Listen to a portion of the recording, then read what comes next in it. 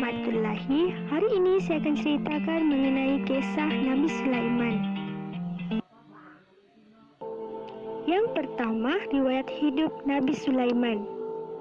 Nabi Sulaiman merupakan anak kepada Nabi Daud.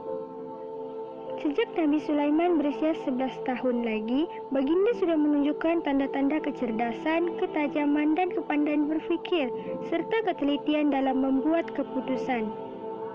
Baginda terkenal sebagai seorang raja yang menguasai pemerintahan selepas kewafatan ayahnya, Nabi Daud.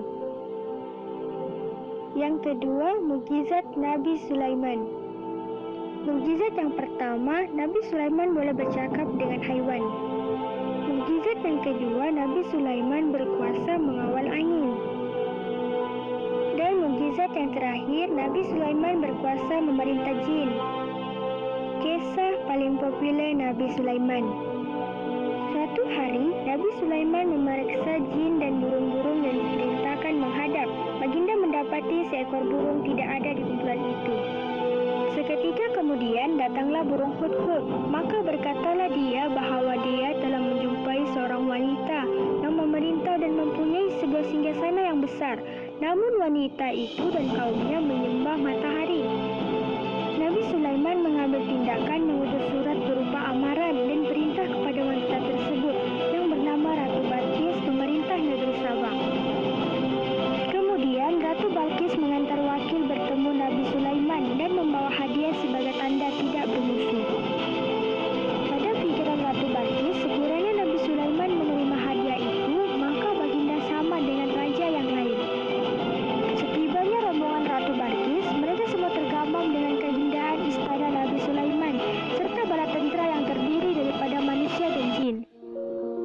Mereka mulai ragu-ragu untuk memberikan hadiah yang tidak seberapa itu jika dibandingkan dengan keindahan istana Nabi Sulaiman.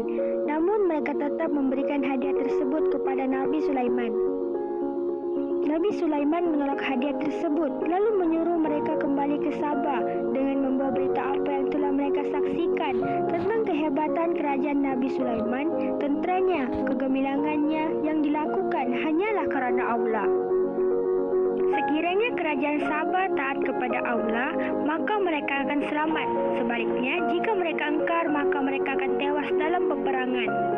Setelah laporan diberikan, maka yakinlah Ratu Balqis bahwa Nabi Sulaiman memang seorang rasul. Ratu Balqis segera berangkat menemui Nabi Sulaiman. Tujuannya adalah untuk mengatakan keimanan kepada Allah. Nabi Sulaiman mengetahui Ratu Balqis sedang menuju ke istananya, maka baginda ingin memperlihatkan mukjizatnya sebagai bukti kerasulan. Maka baginda memerintahkan ifrit daripada golongan jin agar membawa singgasana Ratu Balqis dengan secepat mungkin. Ketika Ratu Balqis sampai ke istana Nabi Sulaiman, baginda telah bertanya kepada Ratu Balqis, adakah ini seperti singgasananya di Yaman?